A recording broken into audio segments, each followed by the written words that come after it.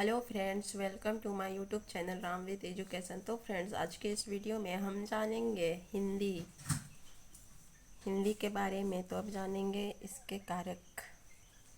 तो चलिए फिर शुरू करते हैं आज की क्लास। संज्ञा या सर्वनाम के जिस रूप से वाक्य के अन्य शब्दों के साथ उनका संज्ञा या सर्वनाम का संबंध सूचित हो उसे कारक कहते हैं। या संज्ञा या सर्वनाम के आगे जब ने, को, से, के लिए आदि विभक्तियां लगती है तब उसका रूप ही कारक कहलाता है। कारक के मुख्यतः 8 भेद होते हैं। कर्ता कारक। पहला है कर्ता कारक।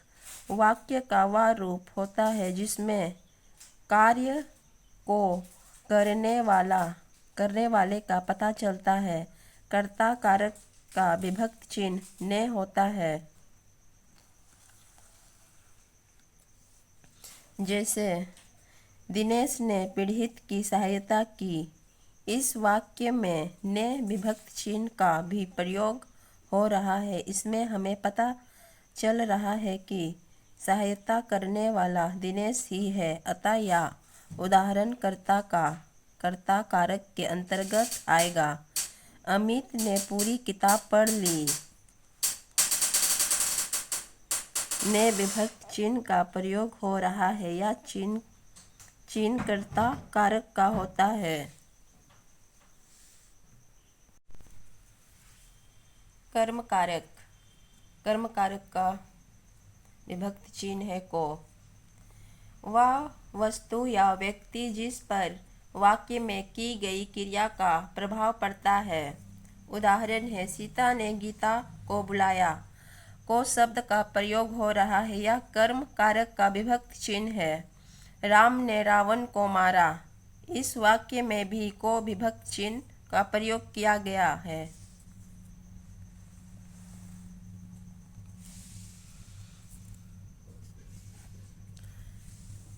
अब जानेंगे कारण कारक विभक्त चिन्ह से। वह साधन जिससे क्रिया होती है यानी जिसकी सहायता से किसी काम को अंजाम दिया जाता है। कारण कारक के 2 विभक्त चिन्ह होते हैं से और के द्वारा। उदाहरण है वह लड़का ठंडा से कांप रहा है। से विभक्त चिन्ह का प्रयोग किया जा रहा है। यह चिन्ह कारण कारक का होता है। राम ने बलि को बाण से मारा। यही बलि को मारे जाने की क्रिया है। यह क्रिया बाण के द्वारा की गई, मतलब बाण साधन है जिससे क्रिया हुई।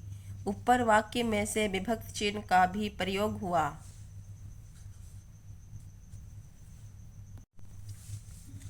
संप्रदाय कारक विभक्त चिन्ह के लिए।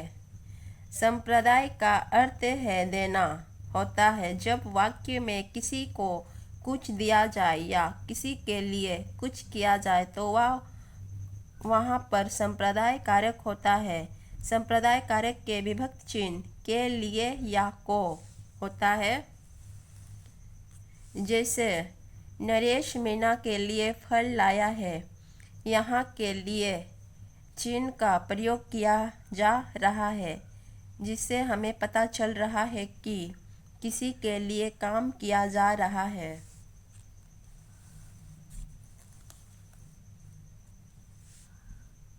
अब जानेंगे अपदान कारक विभक्त चिन्ह से।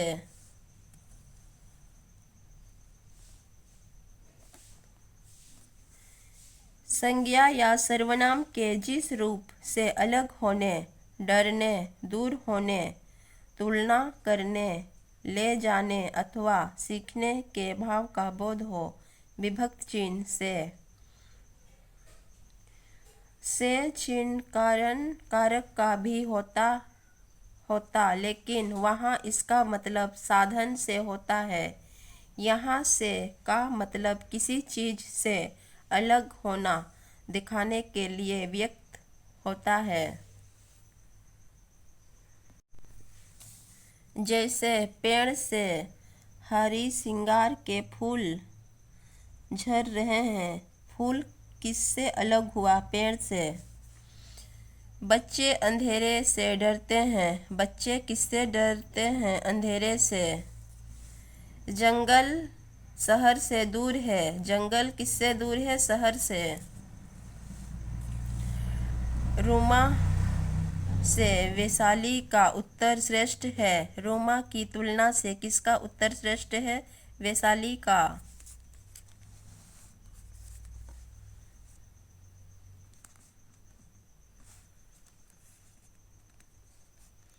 अब जानेंगे संबंध कारक के का की के बारे में।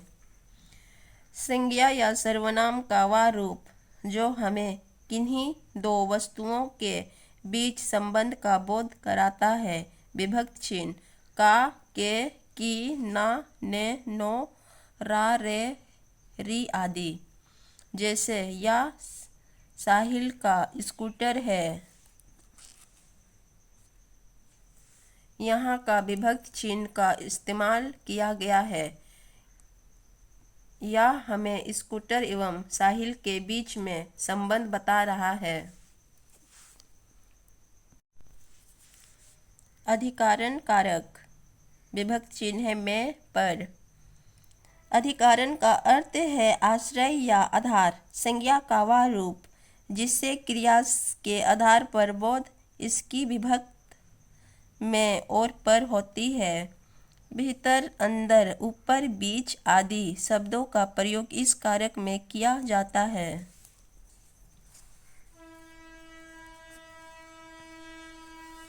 जैसे जब मैं घर में गया तो कोई भी नहीं था।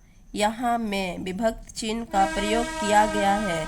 यह बताता है कि वक्ता घर के अंदर गया था।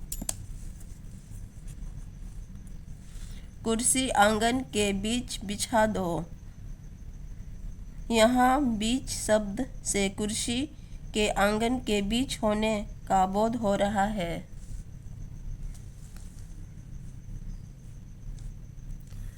संबोधन कारक विभक्त चिन्ह अरे, हे, आजी। संज्ञा या सर्वनाम का वह रूप जिससे किसी को बुलाने, पुकारने या बोलने का बोध होता है। अरे, ए, अरे, हे, जी आदि विभक्त चिन्ह। जैसे ए ईश्वर, मेरे साथ ही ऐसा क्यों होता है? यहाँ वक्ता है शब्द ईश्वर के लिए प्रयोग कर रहा है। यहाँ ईश्वर का संबोधन हो रहा है। अरे, तुम इतनी जल्दी कैसे आए? यहाँ वक्ता अरे शब्द का प्रयोग करके दूसरे व्यक्ति को संबोधन कर रहा है। फ्रेंड्स, वीडियो अच्छा लगे तो चैनल को सब्सक्राइब करना, लाइक करना, कमेंट करना और भी इस तरह की वीडियो लेके आऊँगी। Thank you.